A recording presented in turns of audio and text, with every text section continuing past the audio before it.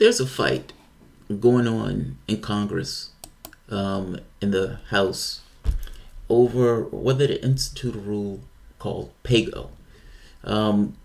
What this rule boils down to, essentially, is it's a holdover from a Republican rule that used to be called cut-go, which was even worse.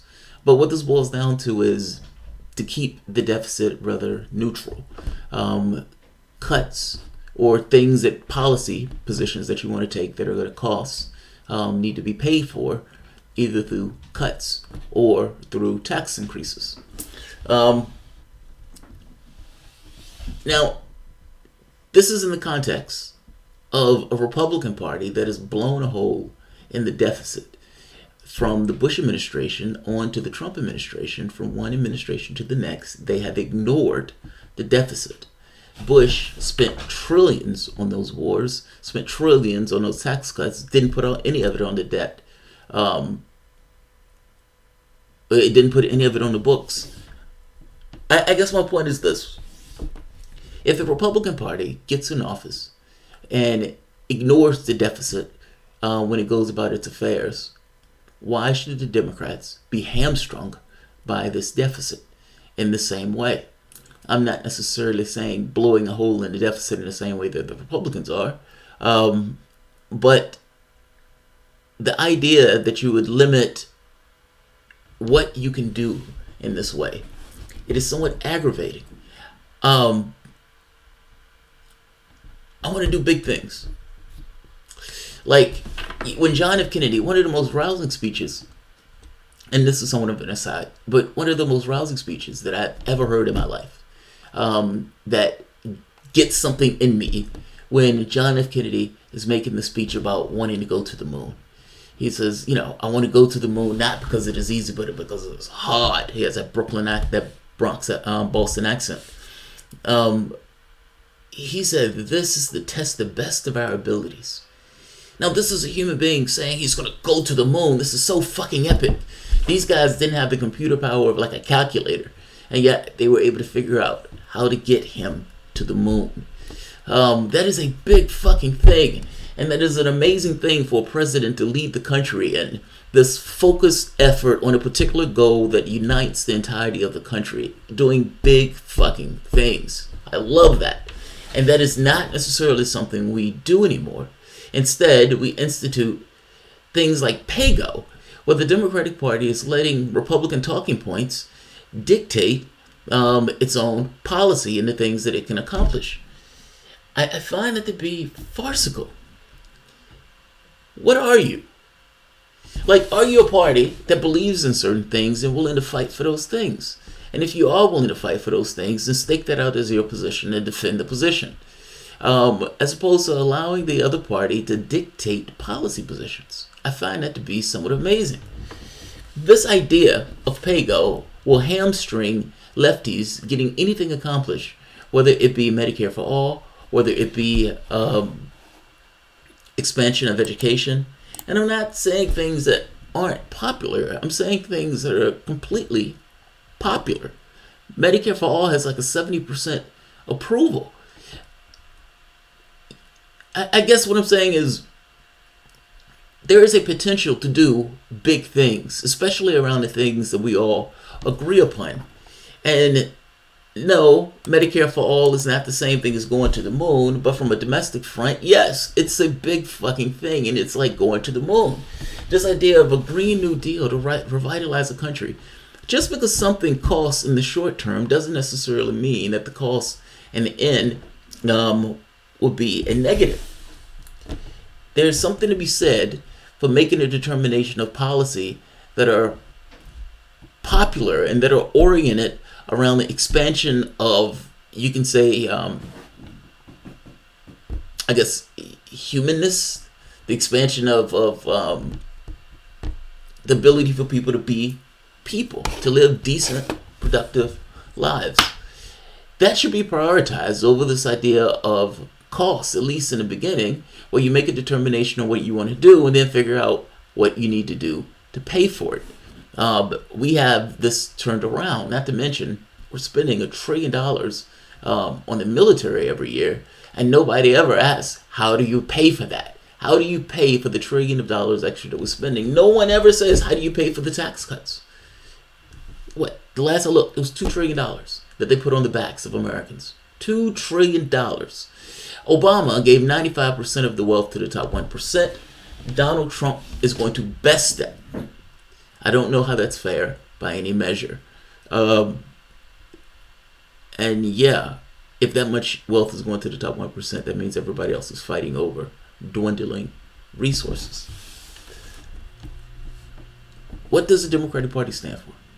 And the fact of the matter is, instituting a rule like PAYGO is going to hobble and hit in the knees anything, any notion of Medicare for all, any notion of the expansion of Social Security, any notion of the things that are popular that lefties are trying to accomplish. Now, to some degree, this is symbolic. Donald Trump is in office, so nothing is going to get through over Donald Trump's signature on this. And Republicans hold the Senate. But it is a principle behind this. And there is something to be said about what the Democratic Party stand for and whether or not any notion of the lefty policies that some of these people have been pushing are going to be able to get anywhere near being signed. Let me go to an explanation of PAYGO. I got some more technical explanation of it. House Democrat leaders wants to institute a PAYGO rule for the next 2 years. The rule means any legislation increasing mandatory spending like entitlement programs or cutting taxes and therefore increasing the deficit over the next 10 years will have to be offset with budget cuts to mandatory spending or tax increases. The rule can be waived only with a majority vote. But some House Democrats, particularly progressives who want to pursue ambitious ideas like the Green New Deal requiring budget cuts or tax increases to pay for it, is galling. At least 3 Democratic lawmakers, Khanna, Tim Ryan, and newly elected Ocasio-Cortez, have spoken out against the rule change. It's terrible economics, Khanna tweeted, saying he would vote against the House Democratic rules package. He added PAYGO would be a terrible policy that would unilaterally disarm incoming Democrat majorities' ability to govern. And he's right. It's not a necessary rule. It's not something that you have to do. It's something that they're deciding to do. I would make the point that some of this decision to do is because certain policies they don't want to pursue. Wall Street or corporate Democrats, there's certain policies they're not want to pursue. Oh my God, my donors, what would my donors think of me if we pursued policies like Medicare for all, especially the healthcare industry? I guess I'm saying this rule is not a happenstance. This rule is to give somewhat of an excuse to hamstring certain lefties. And not just that, there's a politics to it. They can go back to their districts claiming they're fiscally responsible. We're fiscally responsible because we were able to hamstring ourselves for anything that's big, bold, or moves the country in a particular direction. Let's finish this last part.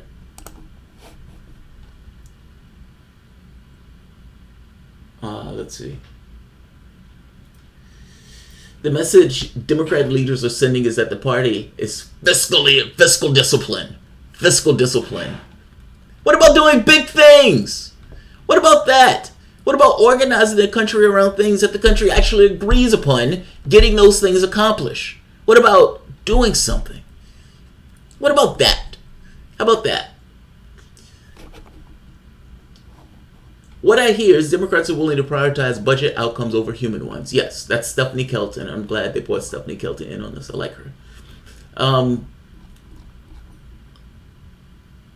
The politics of PAYGO rules is best explained by the instances where the rule has been waived. When it comes to tax cuts, PAYGO appears to be an insignificant hurdle to overcome.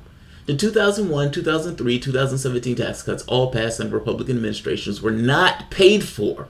PAYGO was simply waived. When Republicans want to do tax cuts, no issue. No issue.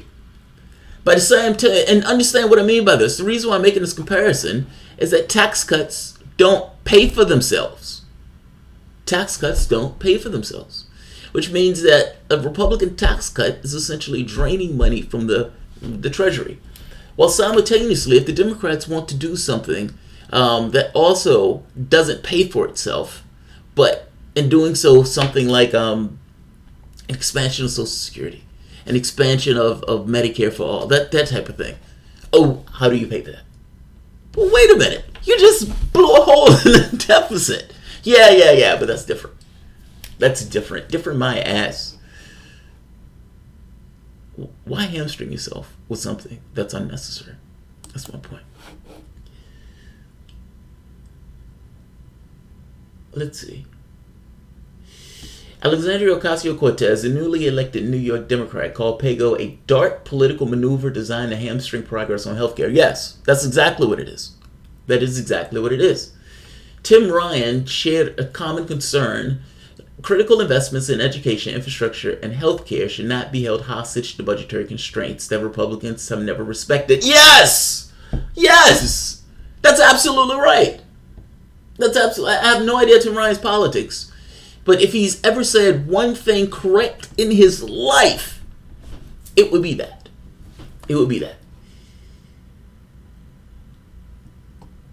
Khanna is asking both why the conversation about offsets can't come later and why Democrats aren't defining what economic growth means in the same way Republicans do. We shouldn't have to argue over offsets for every piece of legislation, he told Fox. We should make it clear that our policies will lead to growth and that how, long term, we will avoid uncontrollable deficits. I love that. I love that. Paying for big policy ideas is politically really hard. Yeah, I get that. But Khanna is making a pretty good point. Human concerns. The point should be human concerns and the things that are important to human beings. Ferreting money to the top 1%, almost like a vacuum. There's a systemic problem with this that never goes addressed. These guys are, they're capitalists, but by the same token, they're talking about using government to do things that are beneficial to the public itself. And if you're going to spend money on things that are beneficial to the public itself, as opposed to sending that money to a top 1%. That doesn't trickle down, by the way. Let's see. We should first pass policies that have broad support. Then we can, in conference, make sure revenue is raised through taxing 1% or cutting money from bad wars. I like that too. Khanna said that. I like that too. That makes sense to me. Right here. Republicans make the attack often. Democrats that they are loose with the nation's purse strings and undisciplined about the national debt. But over the past 2 years, Republicans with full control of the Congress and the White House have abandoned their fiscal conservatism. In October 2018, the Treasury Department reported that the federal deficit grew to $779 billion this year under Republican-led leadership, a 17% increase from 2017, the largest deficit since 2012, when the country was still seeing the effects of the recession.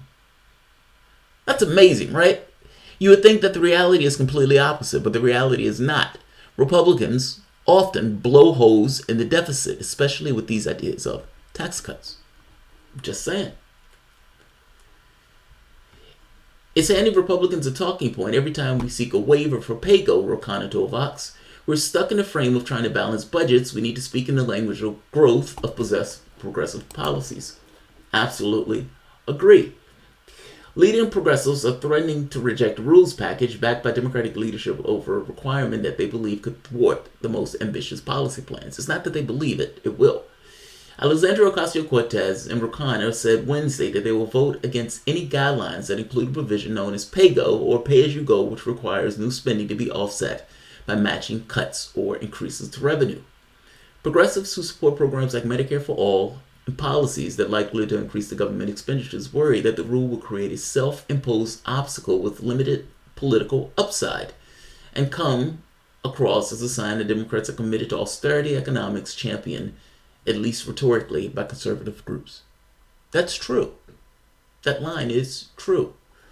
And it will attack Medicare for All. Look, if one of the other rules that they were talking about disallowed increases to taxes. Again, that's another rule that attack Medicare for all. Just because you have an increase in tax doesn't necessarily mean that the money that you put out over the course of a month increases. I hope that makes sense. If healthcare goes down from the point of sale, point of contact, your healthcare expenses go down, even though you may pay a little bit more in taxes. It balances out, and not just balances out, it ends up with you having more money in your pocket, not to mention paying less for healthcare and prescription drugs. I guess I'm saying these rule packages are done in order to hobble lefty policies, and they should be vigorously pushed back upon. And yet, no, they shouldn't vote for this. I get sick of this petty politics, man. Big fucking things. It's big fucking things. Just once, I want somebody to say we're going to the moon, or fuck it, we're going to Mars. And we're going to build a big fucking rocket ship and a big thing and have the public focus on this one particular thing about something that we're doing in a united way. That's a big fucking thing. That's significant as human beings for human potential. Even from the standpoint of turning that domestically or inward, the expansion of, human rights. That would be a big thing. Yes, it would be like going to the moon in a domestic standpoint. The Medicare for All thing in a capitalistic country like the United States would be a mind-blowing thing. All of that, you can argue, started with the crack in the wall with Obamacare.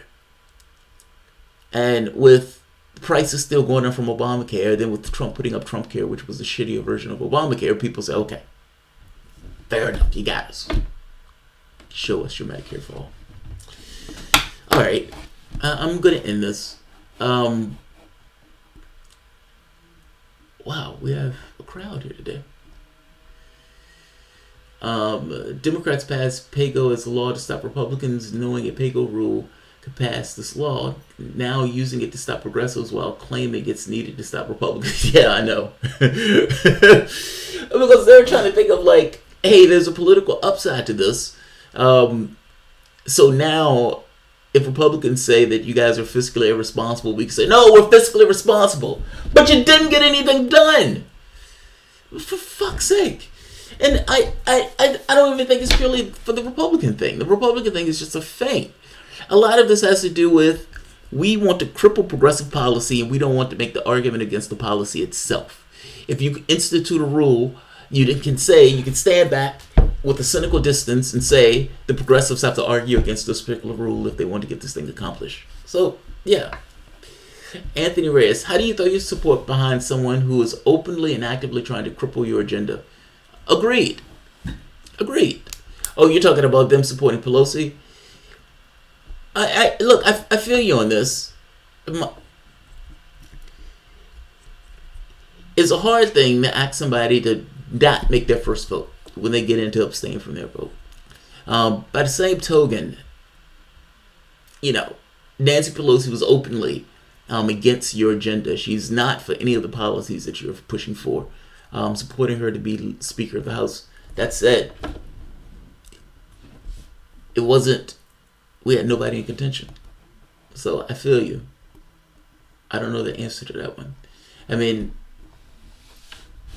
I think you back away. I guess my rule is you don't support the people who aren't representing your interests. I suspect that same rule needs to hold true. And understand why it needs to hold true. It needs to hold true for the same reason that NATO nations, where they're locked in. If something happens to one, something happens to all, and they're in this kind of weird contractual or treaty obligation in order to act as one. It is important that people believe that they would do that regardless of, even if it's Estonia, because there's a certain thing of, what's the word I'm looking for? Knowing that the individual is serious. Like, knowing that if something happens to one, all jump off, and with that, protecting the one. If you believe that when something happens to that one, the other ones won't do anything about it, it gives more incentive to attack that one. I think the same way for the standpoint of politics. It needs to be a clear and definitive line that you will or will not get support based upon the things that you do, regardless of the consequences. Meaning, if that means that Trump takes office, then Trump takes office. I'm done with this thing of comparative between the two. Does a person represent my interests? Yes or no? And it gets boiled down to that. If the answer is no, my abstention is a vote. Just saying. We don't have time for people like Pelosi, and Roe is either too afraid to act on this reality or hasn't internalized the reality of the situation humanity finds itself in. I don't know, man.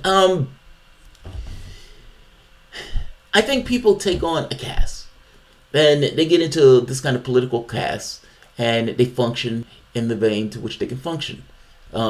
It's like a school teacher. I don't expect my school teacher to be a priest. I don't expect my school teacher to be a counselor. I expect her to be a teacher. When you put teachers in situations where they're not teachers and they're something else, then you lose something in that particular experience because that person is acting without the context of that they're accustomed to. I think the same thing with politicians. Like, yes, there's an overarching narrative to this stuff of, climate, economic disparities, creating a certain degree of animus within the population itself. But he's a cog in a wheel. And he's, I would imagine, acting within the range of agency that he thinks he can act. I don't know what else he can do. We don't have time for Pelosi, period. So if you support her for any reason, you're slowing down vital reform. I feel you. But understand that comes with consequences.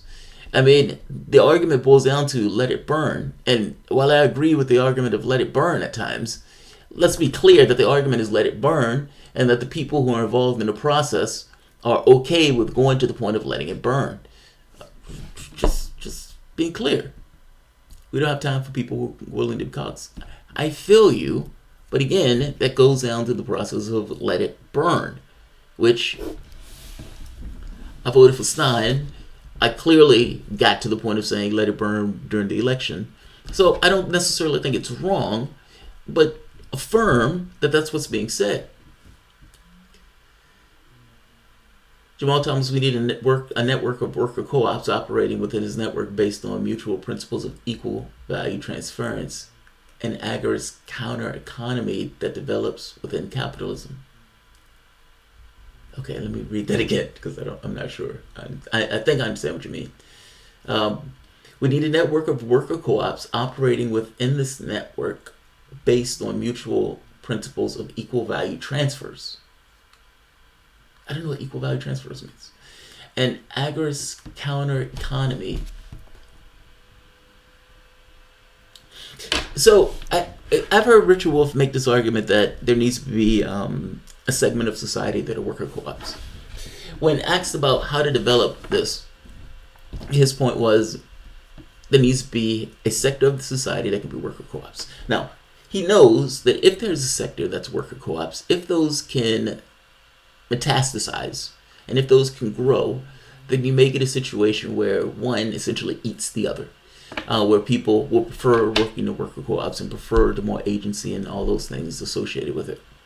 Richard Wolff also knows that this is a way of instituting a socialist change in society, at least in the classical vein of Marx of workers owning the means of production.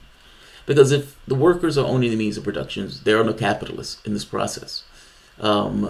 And they will disappear just on their own merits. I don't necessarily think it's going to work that easily, but I'm just saying that's the vein of thought. That's the opportunity or the chance. And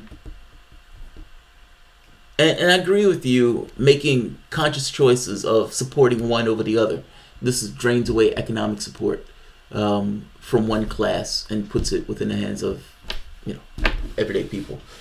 So I agree with you on this. I don't know how you do that. Equal value transfers is a principle of each according to their means to each according to their labor. You receive back in labor what you put out in labor. Oh, I see. I don't know how you do the units of labor type thing, but I understand what you mean. We could treat politics and these world-ending issues as separate game spaces, Jamal. It seems like it is what you're doing. We can't treat politics Oh, I see. Yes and no. I guess both. I look. I guess what I'm saying is, whatever you do, doesn't matter what you do. There's a consequence. There's a consequence for inaction. There's a consequence for action. The incrementalists that are the Democratic Party continues to move to the right. Now, in continuing to move to the right, there are consequences for them moving to the right.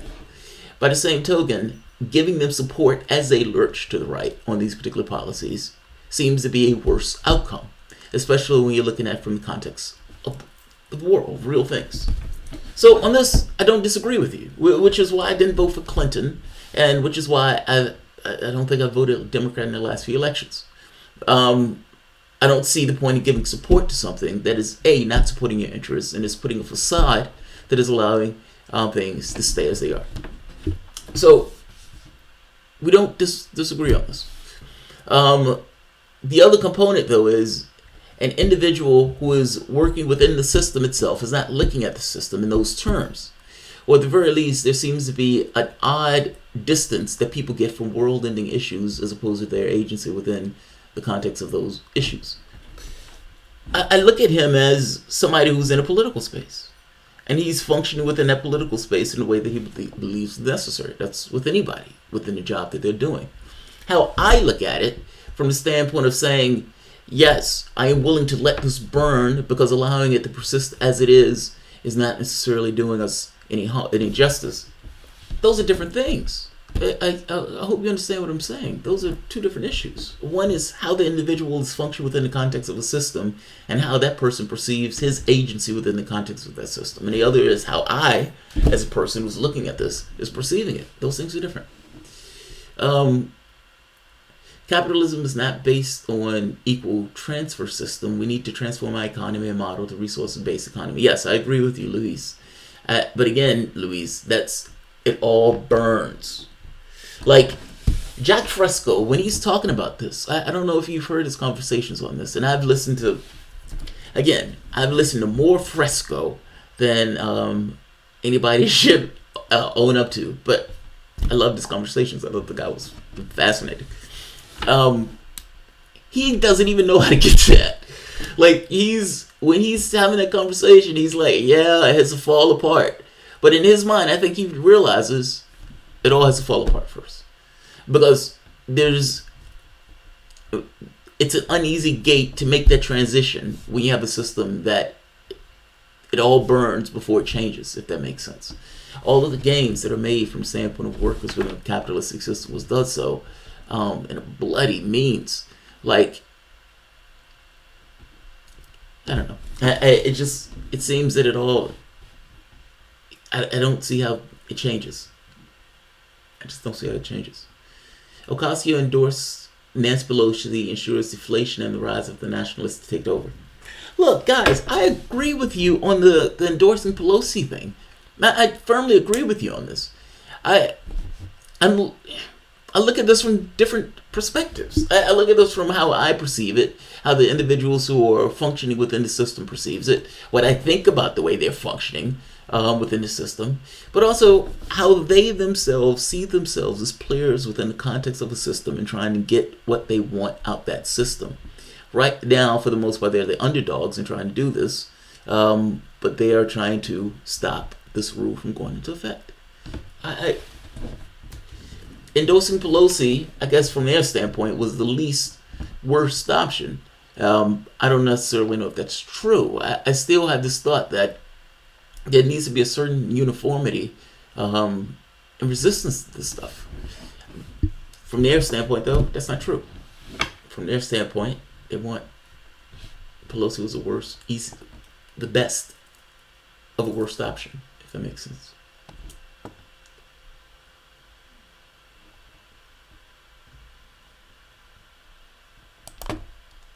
Right here. I understand that a tool that is 50% effective is better than one that's 5% effective, but at this point we need a tool that works at peak efficiency or we're fucked. Yeah. I agree with you, dude. It's like with anything else. Like when you're playing chess, there's no oftentimes there's no just one move that gets you there. It's all sorts of permutations and flipping and flopping back and forth to trying to adjust your way into a particular position. I think we're fucked. If I'm being honest, I don't see the change. Like, I don't see the thing that precipitates a bias in a particular direction. Like, they're saying you have 12 years in order to change your world, or you're fucked. Now, many of the scientists have already said you're already fucked, so it doesn't necessarily matter for the 12 years. But I don't necessarily have this quitter mentality, and these guys could be right or wrong within varying degrees, and you push as hard as you can to try to make it, the less right on this. But they're talking about a radical transformation of our society, which gets at the heart of the capitalistic system itself, which nobody wants to even talk about. They're still talking about fucking Russians. The Republican Party blames the immigrant. It's the immigrant's fault that all of this belongs to the immigrant, so we need to build a wall to keep them out. Democratic Party blames Russians. If you notice, everybody is blaming somebody else as opposed to dealing with the issues that are internal to the country itself. And yeah, I agree with you. Like, endorsing Pelosi or endorsing these hacks that are not necessarily going to push for a particular agenda, yeah, I agree with you. I agree with you, but they're in a different space. Working people are done with the identity marketing Village People's Party. That was the message of 2016. It indicates the solution isn't in electoral politics. I agree with you on that. So Roe does it, doesn't do it. I don't think it's irrelevant, Garden. Yeah, you have more of an absolutist view on this stuff than I do. I don't think it's irrelevant. Look, I don't think the political instrument is irrelevant. In fact, I think it's a combination of the two. The fact of the matter is, this is the political instrument that gets legitimacy from the standpoint of arrangement of affairs. Even if people consider them to be hacks, even if it considers them to be illegitimate, at the end of the day, they still have been programmed to look at that as the power center. We need a yellow vest movement in the States. If you're talking about change, if you're talking about getting real shit accomplished, that's what you're talking about. You're talking about an Occupy Wall Street that is organized on policy objectives, that pushes the political instrument in ways that forces its hand. What is taking place right now in France, we don't necessarily have that tradition here in the United States, but for fuck's sake, we don't have anywhere near the benefit the French get, and yet they're flipping out.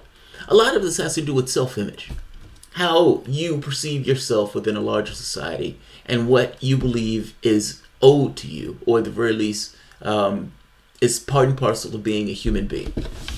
I would argue that an evolved society looks at the people within that society with a certain degree of care, and the government itself, at the very least, should be looking out for the welfare and the interests of the people in the society. Those people within that society can come together and say, look, it is wrong to have capitalism within the sense of a marketplace where people's injuries and foibles and fuck-ups and God's little mistakes all end up costing them a huge ton of money, where people are making profits at the expense of their health. In the most vulnerable states is where these predators come out in order to get their piece of the pie, in this case. The society itself can come together and say, we don't like that. We don't allow that. We're going to have a healthcare system that allows each and every person as their birthright to get healthcare. You're born in America, congratulations. Healthcare is your birthright. You may have a dime to your name. You may be living on the street in a homeless shelter, but at the very least, you will still get high quality healthcare like anybody else in this country. That's a choice. That's a policy choice. That is something that can be done. That is something that we can do through legislation, through the government system. Now, whether or not you're going to get the corporate Democrats to back you on that, probably not. Would you need something that's somewhat of a groundswell of support pushing them, enforcing their hand on some of the stuff? Yes, you would. You would. You're not going to get that with a Kamala. You're not going to get that with a Cory Booker. You're not going to get that with any of them. Any of those hacks, for the most part, you can write all this stuff off they're never going to sign the legislation itself. It's not going to come purely through the governmental system. I agree. I absolutely agree. If someone is jumping from a burning building, do you ask them to pay up before you try to catch them? Well, it depends. If you're a good capitalist, you can charge them for the effort. Oh, by the way, I need to read Cuz Nuzzler. Rudy Giuliani. You spelled it in your title. And I did spell it, but when I uploaded the video again, I corrected it. So I got it. Is Cuz Nuzzler. His first wife was his first cousin. I guess this proves a broken clock is right twice a day. What? No way. Rudy Giuliani is a Cuz Nuzzler. His first wife was his first cousin. I didn't know. Is that true? I guess this proves a broken clock is right twice a day. Wow. I did not know that. Oh, man. I don't even know if that's true. Is that true?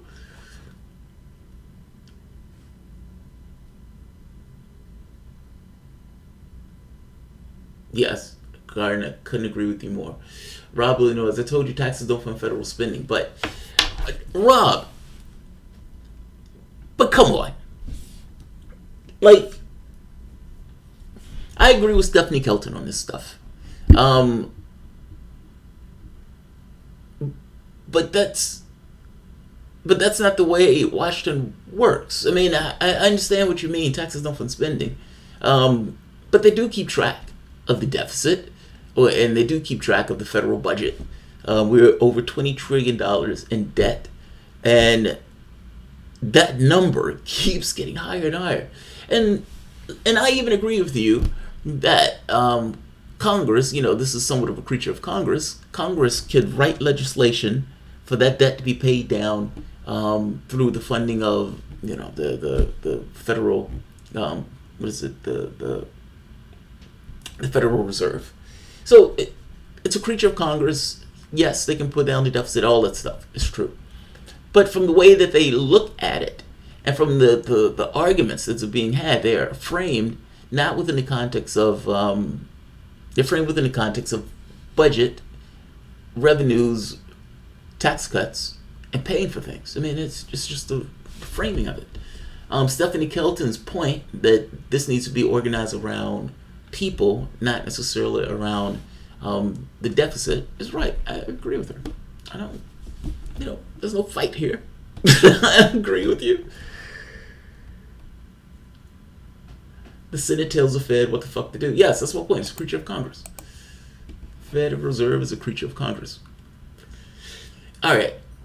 I'm going to end this. This one is gone. Oh, God, 38 minutes. This has gone far longer than I thought.